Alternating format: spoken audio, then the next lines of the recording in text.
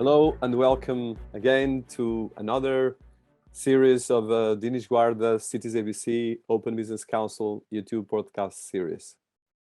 Once again, we are here to reflect how to make the world a more interesting, challenging place, but as well, firstly, how can actually think about ourselves, our careers, and how can we learn with people that can actually bring us a bit more of humanity to the things we're doing, more creativity, but as well how we look at our cities, our organization, our design, our structure. Our series has been going right now for over 1 year, and we've been excited through the 200 people that passed through this. But I think the most interesting thing is that each new person that comes to this series always brings unique, special, I would say a lot of characteristics that are, of course, based in global leading personalities that are shifting the world and creating new narratives, and as well creating ways of understanding or questioning, or at least finding new narratives, but as well better solutions how to understand our problems, reflect them, and somehow change them. I want to use, before I go and introduce our special guest today, that is someone that I know for over 2 decades, and I'm very privileged to have had a lot of interactions, both intellectually and professional, but that I want to right now engage, and probably this will be the first of other different connections that you're going to have here on this series.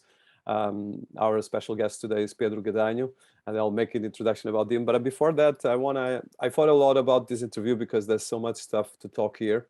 But I want to talk with one thing that I think is probably a provocation to Pedro, and I want to get around this interview. So one is a quote from Ray Kurzweil that I think it's particularly interesting for what is happening around us. And I might get another one from another architect because, of course, Pedro is one of the leading architects worldwide. So the first quote that I'm going to use is, when you talk to a human in 2035, you'll be talking to someone that's a combination of biological and non-biological intelligence. So I think this is particularly important for us. And then I want to probably get another one that is just from as well the way we look at cities, that I think it's really important. And I think I want to probably look at another person that is kind of someone that Pedro has been working as well directly, Ram Koolhaas, one of the leading architects as well in the world. And I think, of course, Ram Koolhaas has a lot of different quotes and different things, but I want to probably use one that can actually highlight this as well. So one of it is about, I think, let's look at, I think from his book, that is one of my favorite books, XMLXL, and I will go through this. I like thinking big. I always have. To me, it's very simple. If you're going to be thinking anyway, you might as well think big. So I think this is quite interesting for our call today. And then I think probably I would need a third quote to go around what Pedro is doing right now, but I'll leave that for being Pedro own words. So I'll go through a bit of the bio about Pedro Gadanho. That is, as I mentioned, a leading global architect, former MoMA curator, Museum of Modern Arts curator for architecture, as well as Harvard University fellow. He was as well involved in creating the MAAT, the first Museum of Art and Technology in Lisbon. And his CV includes his role as an architect, curator, and writer. He's a PhD in architecture and mass media. And Gadanho has been leading a recognized architecture practice since 2012, when he became a curator of contemporary architecture at the Museum of Modern Art in New York. In 2015, he became the founding director of MAAT, the new Museum of Art and Architecture and Technology in Lisbon, and working on projects with global multimedia artists such as Apichapong, I think I will not spell all the names correctly, Dominique Gonzalez-Foerster, Gary Hill, and many others. His high profile as an architect field has been working with regular presence in international conferences, juries, and other consulting bodies. He was a consultant to the Rolex Mentor Protégé Arts Initiative in 2013, the MacArthur's Fellow Program, and the Pew Fellowship Programs for 2014, among others. The profile of Pedro and his work and curatorial projects have been published in magazines and online sites such as New York Times, New York Architecture d'Aujourd'hui, Paris, Icon, London, and a lot of other organizations and specialized magazines in art, architecture, and creative arts. He is a Loeb Fellow from Harvard University, and currently Pedro is leading a candidacy to the European Capital of Culture for 19 towns in Portugal and Spain at the border territory of Raia Central in the north of Portugal. And in the past as well, a very important thing, Pedro was as well the founder of an initiative that is still a leading organization of architecture called Experimental Design that was created with him and Guta Moraguedes in Lisbon. And it actually became one of the leading organizations of design, and he's been working with government, and he was as well one of the main curators of the Porto Capital of Culture in 2001, I think. There was some years ago, but it was actually a very successful initiative that actually renovated the entire city of Porto, the second city of Portugal. And I as well is a teacher in universities. I can go for a lot of other things, but I'm quite excited to have you here, Pedro. I think your CV speaks for itself, and as well your profile. It's a pleasure to have you here. Great to be here. I'm looking forward to this conversation. Okay, so we can go for a lot of things, but I always like to go through the foundations. So as someone that has been working in some of the leading global organizations and very different ones, how did you, from your background in Portugal, and I know that you are from the north of Portugal, and you end up actually as a citizen of the world and all of this. So I would like to hear a bit what made you who you are right now.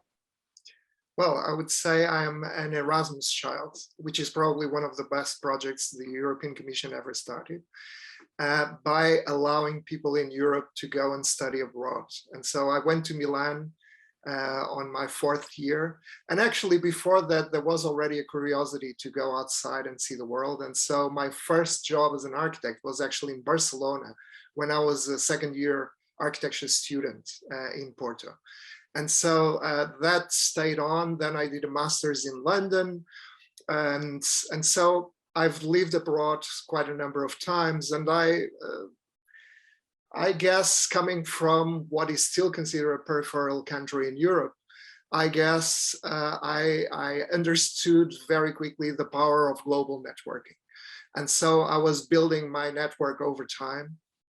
And that actually allowed me to successfully apply to MoMA.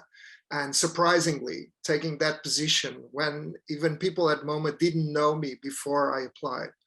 But once they saw the kind of work I was doing internationally, it sort of made them understand that, as I boldly said at my interview with the museum director, Glenn Laurie, that I would be the one person to really put contemporary architecture in the map in terms of how MoMA was seen outside, because MoMA is of course a great institution that is connected to modern art, but I felt already at the time that they weren't having such a strong position in terms of contemporary art. And they were interested in that as much as they are in the art field. And so it was wonderful to join such a professional and wonderful organization and be able to contribute with those connections to what was emerging in the architecture field. And this is one important thing. I was always interested in what was emerging. That's probably related to my passion for science fiction. So I totally relate to the quote you've initially put forward. And so for me, everything that is emerging is what is truly interesting. And for me, that's what moves me and what makes me sort of tick. And for that reason, I think that's also why I was so privileged as to, while I was being at MoMA, to really produce a lot of exhibitions and some provocative ones as well. For instance, on inequality in big megalopolis around the world. And that was being shown on the side of a Picasso show. So that really introduced a very different discourse at the Museum of Modern Art at the time. and that's always a little bit also what made me expand my network. This need not only to engage with what was happening around in the world, but also a need to look critically at that reality and respond to that reality and think about it. Because I think thinking, that's why I like to see myself as a writer. I think thinking is probably one of the things we need more now. And I think writers are some of the few that's, because they dedicate time to build their discourse and their texts, these are maybe some of the last ones that are still having the privilege to really think about what is going on. Because, you know, from journalists to politicians, everybody's just running after some problem. And then sometimes you lack that reflection and that stepping back to really see what's going on and what kind of connections are, again, emerging and changing the world. Yeah, that's there's a lot of stuff there, and I think it's. Let me ask you about. You mentioned your education in Milan and as well in the UK, and of course you had as well Harvard. Can you tell us a bit these cultural backgrounds, because of course it's very different from studying in Portugal, studying in Milan, studying in London, and studying in Harvard. So a bit of this and how this kind of, like you said, the global network, which I think is key for people, because I think a lot of the problems we have probably in the world is the lack of people listening to other cultures that think outside of their boxes. And that creates a lot of issues that we are facing increasingly. So a bit of that background from you, and how do you interact with that, and of course made who you are. Yeah, well, I think that goes back to really the roots of being Portuguese, which many Portuguese people obviously forget, which is this curiosity about the world and the fact that because we were in this little corner of Europe, surrounded by Spain, and having to expand somewhere else, we went out into the world. And unlike other colonial powers, I think we were always characterized by being hybrid, mixogenated, and open to mixing. And that is a very important quality nowadays. And I have written about these and I have thought about these.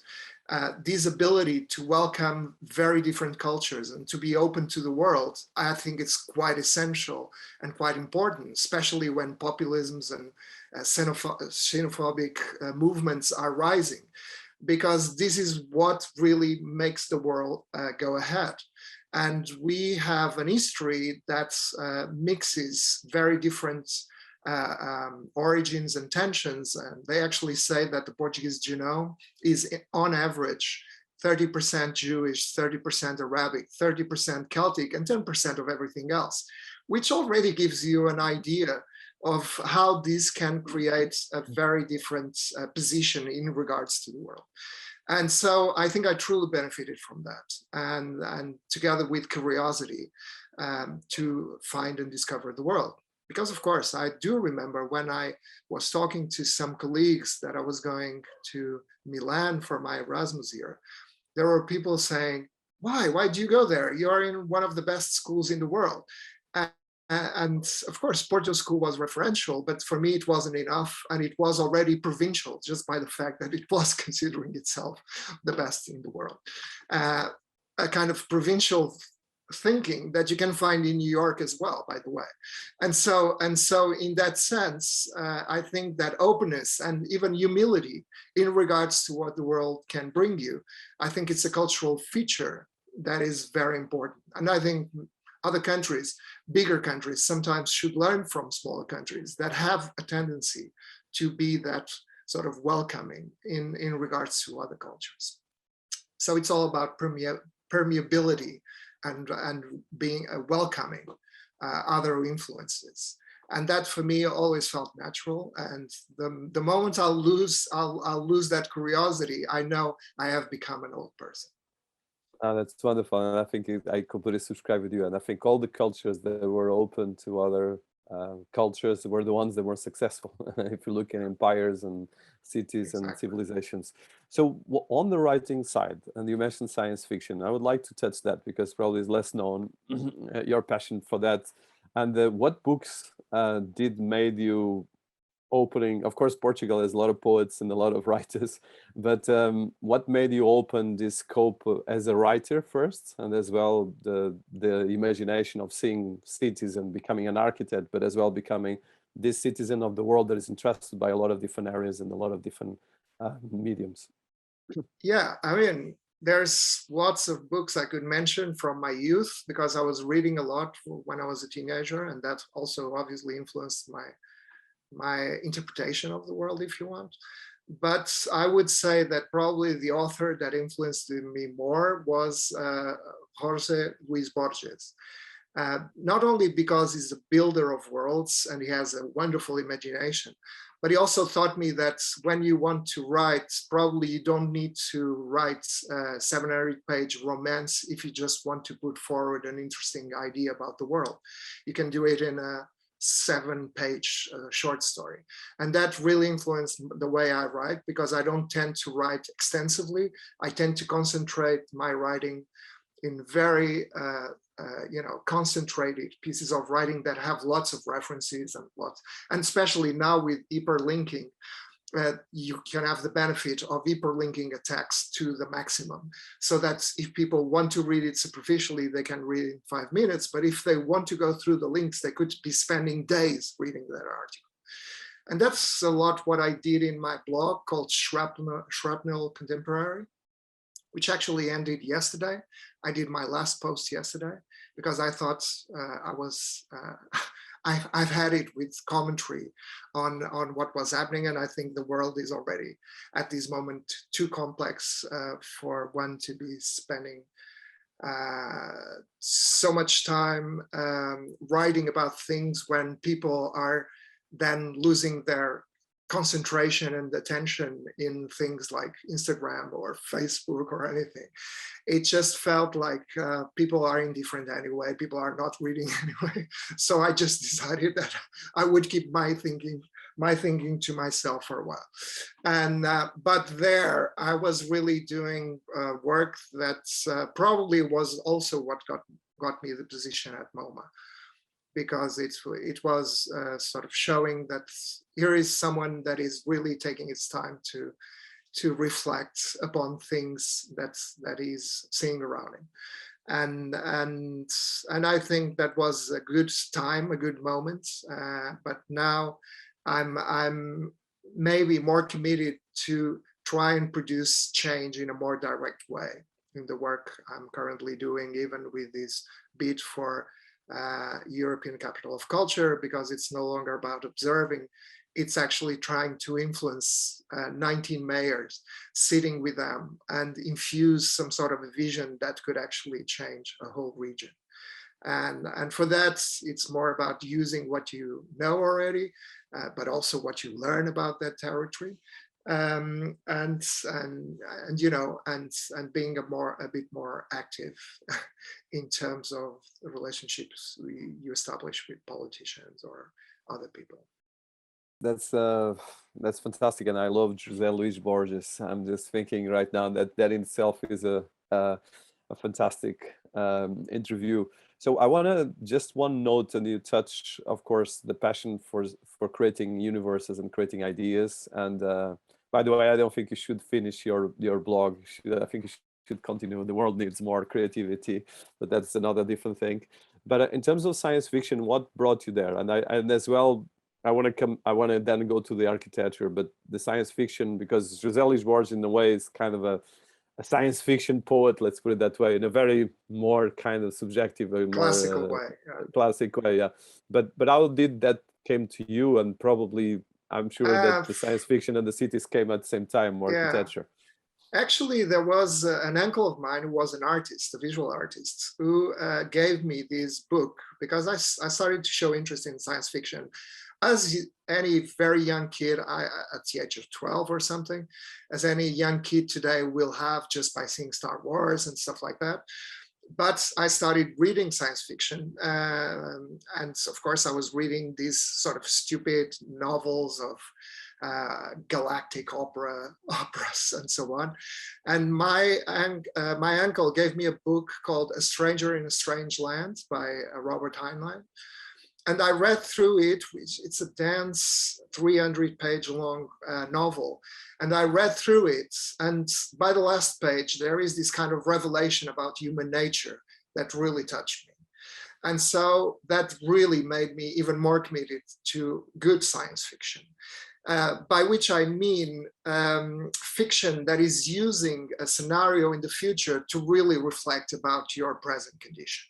And this is what I think science fiction is always doing, trying to project some of our qualities, some of our ways of thinking to the future, creating a scenario, and then from that, taking some lessons about what you currently are today. This is what the best science fiction does. Even if they're writing about, 200,000 years in advance or just 5 years in advance, you're really thinking about your present condition. And so it's a sort of a way to say truths and to dig sort of reflections that you would not be able to reflect if you were just thinking about yesterday and what you did yesterday. So it puts you in a sort of limit situation and makes you think about your condition in a different way. That's really very special. And one thing that I want to touch, so how did it come, the architecture in the middle of this? Because of course, you of course are one of the leading architects and thought and thinkers as well. It's not just architecture, but as well the thinking about it. How did it come that, because I think it's interesting to see how you brought this kind of intellectual mastermind on that level, but I would love to hear that. Well, it was weird to come to architecture because I didn't have any family connections to it like people normally do. There was just this father of a friend, a very dear friend of mine, when I was, again, a student at the age of 16, was an architect. And every time I came and visit my friends, there was this figure of his father who was listening to classical music and just had these weird opinions about the world. And he was an architect. And I didn't know at the time what even an architect did exactly. But I thought the figure was fascinating. And so I was much more interested in literature, in film, and so on. And I was actually considering going into film, to film studies. But then very pragmatically at 18, I thought that's not something that I will make a career of in Portugal, because the film industry, although there is one, it's not so interesting, or so I thought. And in that respect, I thought architecture would be actually something that more pragmatically could offer you a way into the world. Actually, that uncle I referred to, when I said I was going to do architecture, he said, "Oh, that's great. It's a great course so that when you finish, then you open a restaurant." And so I thought it was a sufficiently general course for you to learn and understand about how to manage things, because it's really about projects. It's really about design culture in terms of organizing your ideas and achieving a certain goal. So I did go into architecture, but of course, because I had this cultural background, then I was already looking at architecture coming from these other areas and trying to do these multidisciplinary mixing of very different sources. So actually, when I was in my first year of architecture, I was doing articles on film, actually about Wim Wenders, because I thought he had these connections to cities and to architecture. And so I did my first published article was on Wim Wenders. But then I was always trying to expand the field of architecture. And that's why basically I was never contented or satisfied with just doing architecture, but I was trying to expand into other areas. And that meant writing about architecture, and it meant eventually curating architecture, because it was also using exhibitions as a way to prolong writing and to find a way to speak about things in a way that connected better to audiences, and especially to audiences who were not architects. I share with Ram Koolhaas this idea that if you want to keep architecture alive, you have to keep expanding the field permanently so that more people enjoy architecture, more people believe in architecture, more people actually order architects to do something. Because if you're not expanding the field and conquering new people to engage with it, then architecture will become a technical profession that will only be about, you know, delivering some practical answers to some problems, and it will lose its cultural edge. And you should not forget that architecture is the first of the arts in Greek culture. So it was the one art that's collected all the arts inside. And so, of course, I do go in my attempt to reflect permanently about art. I also do go for these ideas that architecture is a cultural production, is a cultural endeavor, and therefore it should not lose that edge. Because if it loses it, then it loses its own history and it becomes something much less interesting. I love the fact that, and I think this is not for architecture, just is for any field, a field that becomes crystallized and that they expand just dies. And I think this happens for cities and a lot of things. So coming back right now to the way you start building your career in architecture as well and the studies, and of course you've been reflecting about architecture probably as one of the leading personalities on this, both reflecting as well, looking at new trends, looking at new architects, which you've been both curating and as well researching. How do you see the kind of the present state of architecture internationally, and as well the challenge? Because at the moment, architecture is probably, again, like you said, the expansion is the most, I would say, most complex, because you're on end when you build the architecture for a city or even for a building. Now you have to think about the building physically, the building digital, the digital twins. You have to think as well about all the considerations with the environment where the building is, all the there's a lot of layers. There's a kind of, it's a bit like a fragmented place, and people, I think, are not conscious about that. So I would like to see how you see, let's start first, how you see architecture presently, picking what you said from the expansion, but as well with all these layers that are much more complex than ever. Well, the funny thing is that architects are seen as powerful, and they are, because they build structures that determine your life and the way cities work. But at the same time, they always feel powerless, because apparently all commissions come to them already with this definition of what they should be. So people like Kulas are always complaining about being powerless and not really determining the end results of how you produce buildings and cities. And so it's an ambiguous situation, which I think leads, as you said, to some complex situations, because at the same time, architecture is more and more demanding in terms of complexity. So you have to lead very big teams that involve engineers and all these consultants so that the building effectively works. And at the same time, you may be subsumed by this pressure and this economic pressure to just respond in a very technical way.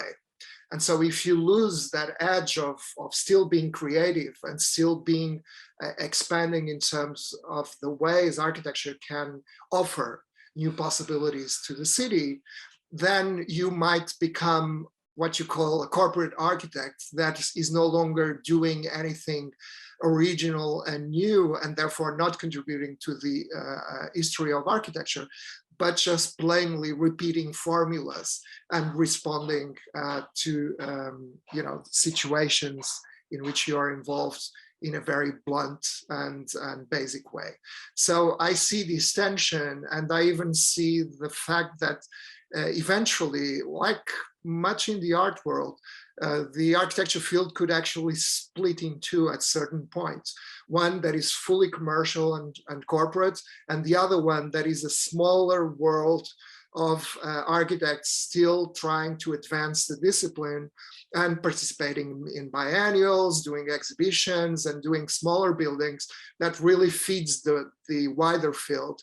But it's the one that actually is where the thinking is being done. But at a certain point, I see them splitting and not talking to each other anymore. You think there'll be a sleep? That's a big consideration, and I think probably right. But this brings me one big question, and I think is a question that partly we touch offline. That is the problem of the definition of roles in our present culture and society. And I think the architecture is an epicenter of cities because we live in cities. Most of the world population lives in cities. The GDP of the world is in cities. That's around 70% or 60 or 70% of the world population is in cities. But the challenge we have is that there's a big dysfunction in terms of the way, first of all, we adapt towards looking at all these complexities. And of course, you and me are reflecting this continuously, but the rest of the population are just, like you said, on social media.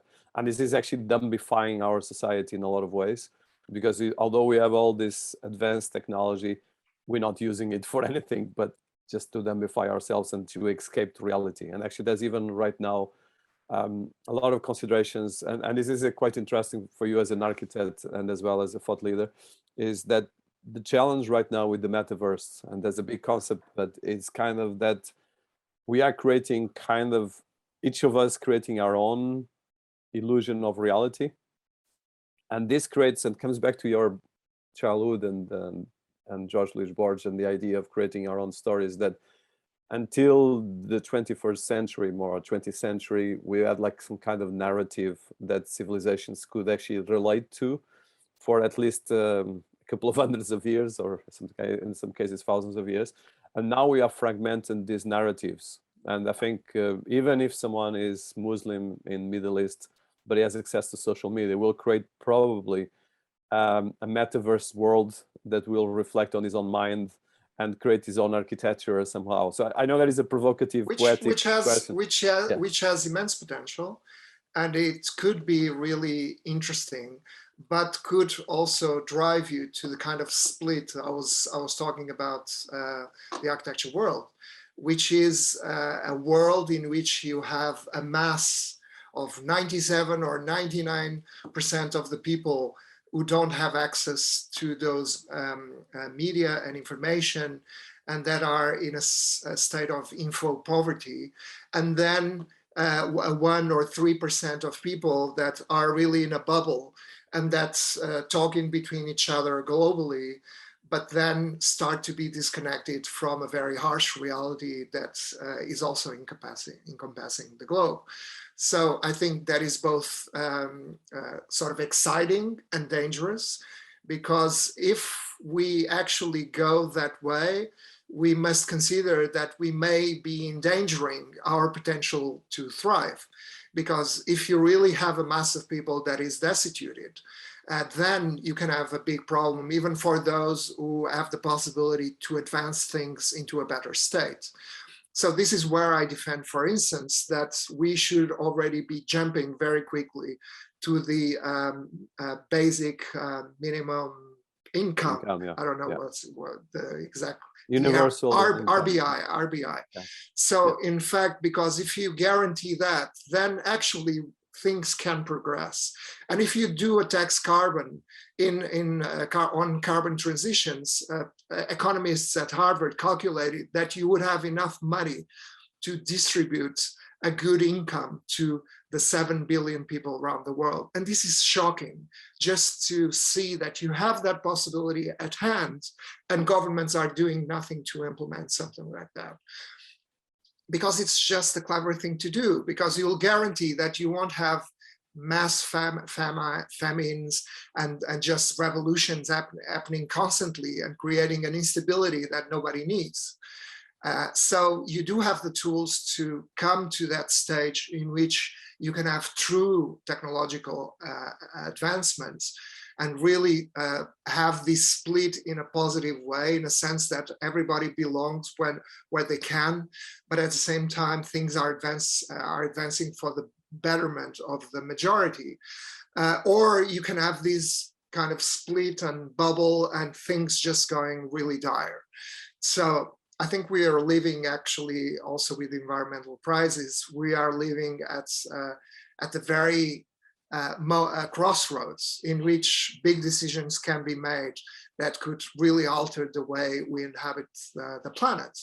And that's where I think we all have to take part in a bigger discussion in which maybe we will push governments to take the right decisions, because what I see happening is that, in the end, governments won't take the right decisions because they are afraid of the political backlash, of losing the electorate, and so on.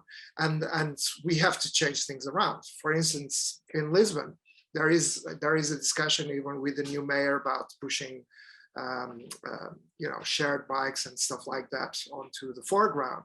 But at the same time, I don't think they have the courage to take the effective measures that will change the face of the city, which was what London did very bravely, maybe not solving our problems, but did very bravely by introducing a congestion charge in the center of London that then went to really improve public transport.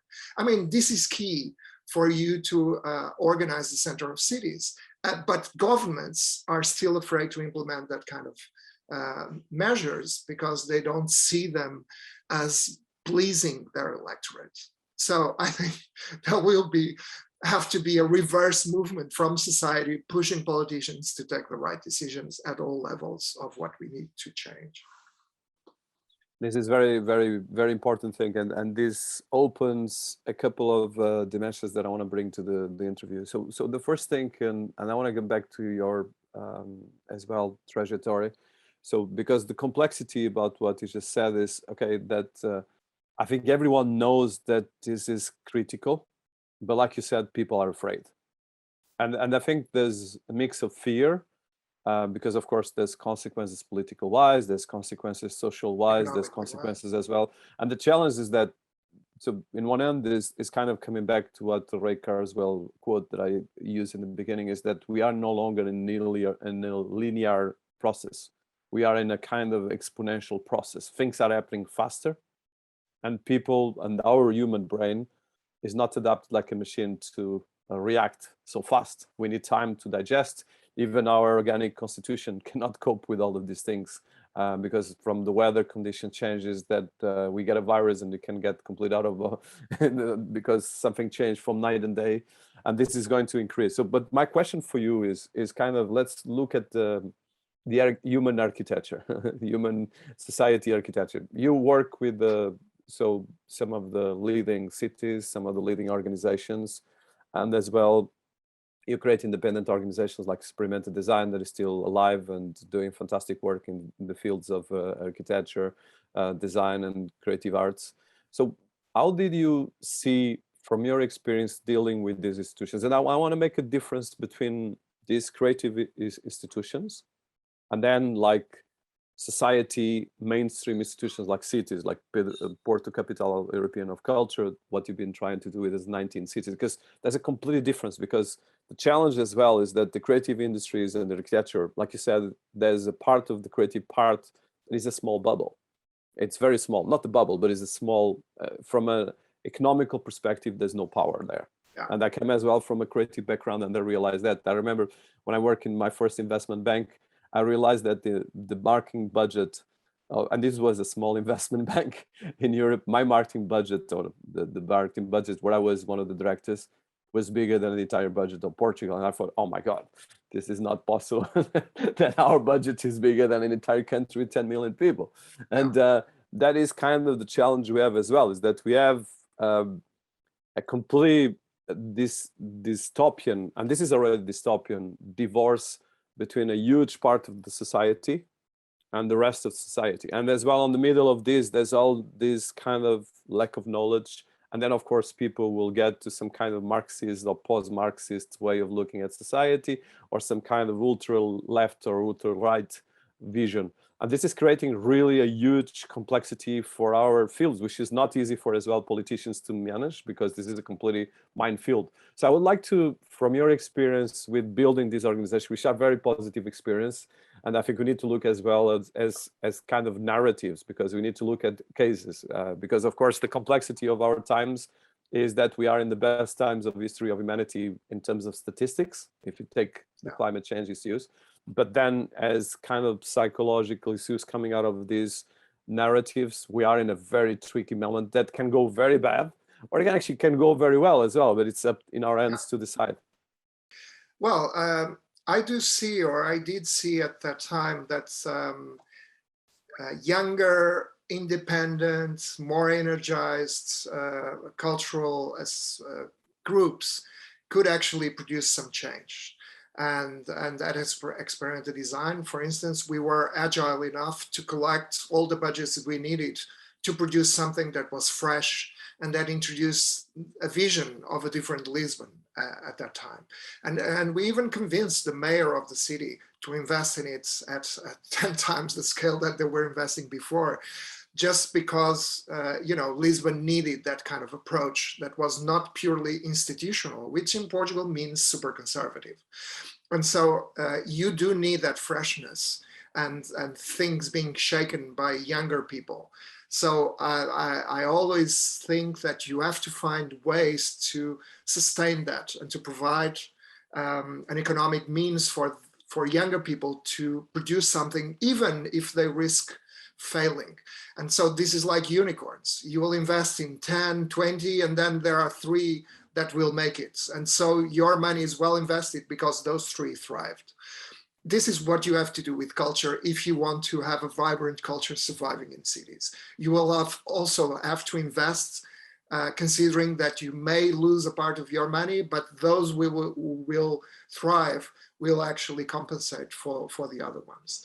And if you don't bring this mix to cities, you'll see cities that will look empty and boring, even if they have the supposedly right mix in terms of technology and in terms of what you're offering in terms of services and so on, because it's not only about commerce. It's also about the sense of bringing talent to that city and actually having an environment that is friendly to talent. And talent, we must recognize, it's much of the time is in younger people that don't have that much resources and that will have to go to wherever they can live that is inexpensive and interesting, and where they can find soulmates. And this is a quality I see in Lisbon coming back this weekend from Paris. Of course, Paris is super attractive for younger generations in search of an opportunity. It has always been as a big city. But if you come to Lisbon, it's so much more welcoming at this point. I mean, you see the Web Summit people starting to arrive at the city, and you see they're fascinated because the city is simultaneously laid back, it's beautiful, it's warm by the end of October. So it looks like a paradise. Of course, it has challenges, and we have to overcome these challenges. And this is also a political must. But the fact that you have a warm and welcoming environment is absolutely fundamental if you want to make a city function, especially if you're making new cities, because we have seen too many of these experiences from Dubai to China of cities that were promised to be like the wonder, the next big thing, and then they are totally empty and nobody came. So you really have to be very careful to think that you have to instill and create this environment that is welcoming. And this involves also addressing issues like inequality. I mean, an unequal city can be attractive for a while, like New York. It's a profoundly unequal city. But because there are still opportunities based on merit, people do come, and some, enough of them are still successful to make others want to come. But if you cut that possibility, then the city will become unattractive. And actually, while I was there from 2012 to 2016, you saw a lot of the artists going out of the city to LA and to San Francisco because the environments were more welcoming than actually in New York.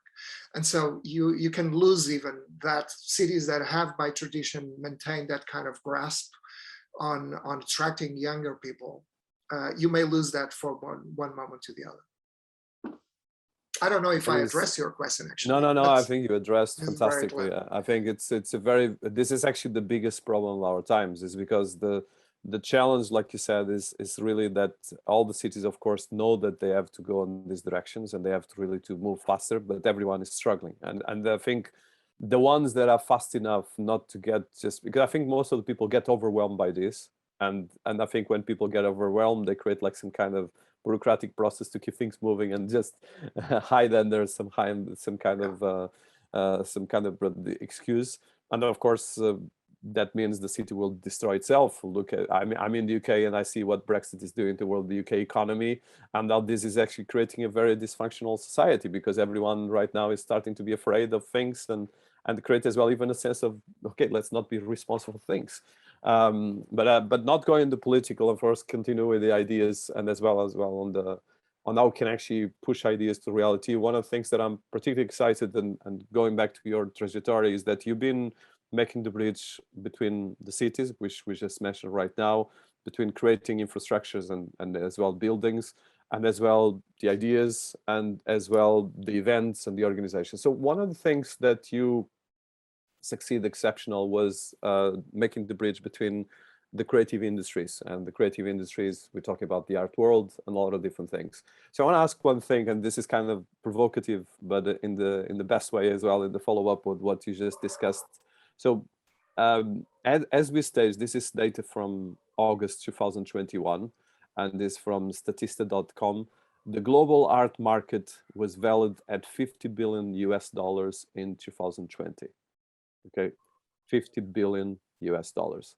So this is kind of like, well, at the moment, if you're looking that Tesla is worth $1 trillion, it's very tiny percentage. It's very small. It's very small. But ironically, this kind of, if you look that the NFT platforms are right now trading alone this year around over $10 billion.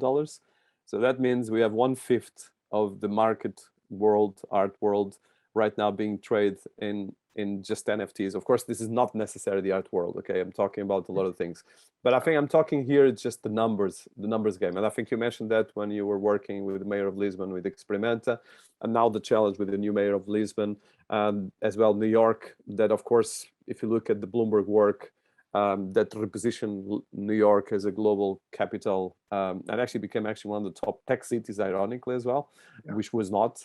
It was under that because there was a vision. And of course, if you look at London, the London tech city, Eric van der Clay, and of course the team initially from David Cameron and all the people with him that have been working on the project, mostly put the UK as a leading tech country, which was not at all. It was a financial hub and a media hub until 2012 and 2013. So I think my question for you is, you've been on this kind of different dimensions. So the art, that of course is much more creative and is not something you can measure directly just on money. But you're talking about, for instance, if you look at the number of creators in the world, and this is actually a very dear question for me, is that if you look at, there's not really convention for the number of art creators in the world, but we're talking about mostly in the US alone, according to some numbers, we have around 30 million people that are creators, that we can call creators, which is still quite substantial. Tiny. Still 30 million people in a population of 300 7 billion? Yeah, no, but I'm talking in the US alone. In the US alone, 30 million. 30 million people. But I'm just saying is that these people are creators that change the narratives. They are poets, they are whatever we call it. And they are important as well, because like you said, if everyone will be working on the universal income, which kind of it's just a question of when, of course, that means, and there's a lot of different how, because of course you cannot just not people allowed to think them. They can actually become extremists and they can create monsters, because if you start automating and getting robots like you see in series like Humans and so forth, you can create other problems. And science fiction has been telling us for the last hundreds of years. But my question for you is, okay, we have definitely a schizophrenic case of numbers. Let's put the numbers, like I said, tiny numbers from an economical perspective. But this is actually super important, because if you don't have a creativity around what will distinguish from humanity as humans, it's mostly our way of thinking and create that makes us humans in the end of the day. So I just would like to see how you see this bigger problem, because this is kind of the biggest challenge I think we have in our society, is that if we stigmatize the creative industries, if you put them in a box, and if we somehow Yeah, you understand, because we're not stopping But technology. I don't think we are stigmatizing them. Actually, there are economical drivers that are always being considered, and the creative industries in Europe are considered a very important part of the European economy. And I would say it's especially the case for Europe, because there is a tradition, and that's what Europe has to offer to the world. So I don't think we are stigmatizing it. I just think maybe we are not investing on it as much as we should, because obviously there are many more creators now than there were 30 or 40 years ago. And also the technology makes it possible for younger kids to make music just like that. I mean, my kid is 10 years old and she's making animations on YouTube. How could I imagine at the age of 10 that I would be doing, you know, animation movies and putting them on YouTube? And this is crazy, and this is marvelous, because it means that technology is expanding the possibilities on people who might have something to say in creative terms. So that cannot be wiped out. But we should understand that if we invest more on that, we'll make our lives better at all levels. Not only because we are creating opportunities, but because even in societies in general, our quality of life will be better than if we don't have that. And it's just, you know, machines working, either if they're human or mechanical, machines working to perform a certain job, which is horrible, as you know, and that's the kind of dystopia that science fiction has been warning us about. So I do think we have to find ways to make investment come into the art world or into the creative sectors, even if the return is not immediate or is not of the type that you expect. And I would say that investors who have a lot of wealth couldn't care less about the return of a certain amount of money, if that guarantees that actually they are safe and they are living in a safer society. And this is why millionaires in the United States at a certain point were actually telling the government that, yes, we are willing to be taxed at an higher rate, because they saw the revolution coming. And they knew that they could be assassinated in the street at any given time. So it was only smart of them to ask, please collect us a little bit more, because it was outrageous that Warren Buffett was being taxed at the same level that his domestic laborer was being taxed. So of course that has to change. And there is finally this, you know, global tax that is being accepted by most countries to tax corporations at 15% all over the world. And this is a good step also to create the RBI. But it's if you don't go those ways in terms of distributing wealth, of course, you're just shooting yourself on the foot. So basically, yes, we do have to invest more. And I would say investments, how do you call it, with no return, just accepting that it will have no return. And then there will be one artist that will have a magnificent return. And this is actually what art collectors do. So they spread their money around at 50 or 100 artists at a given time. And most of those artists will not get value over time, but there will be one that will will decuple, will multiply by 100 its value, and that compensates for the investment that has been made. So for me, that's the only advantage of actually having an art world that is so profoundly tied to the economy, because that means that money will pour into the creative types that are emerging. And that's a way of also distributing wealth. So that's fine. And I think NFTs, as we've been discussing, I think they are a possibility to actually help artists produce their work and make their work circulate. And this is essential. And it's good that it's made in a just way. So in each new transaction, you'll get something back from your first transaction, because that's one of the problems in the art world. Once you sell a piece, you never see it again. And it might be trading by millions a few years after, and you may still be, well, I wouldn't say a poor artist for sure, but not seeing the return on that work.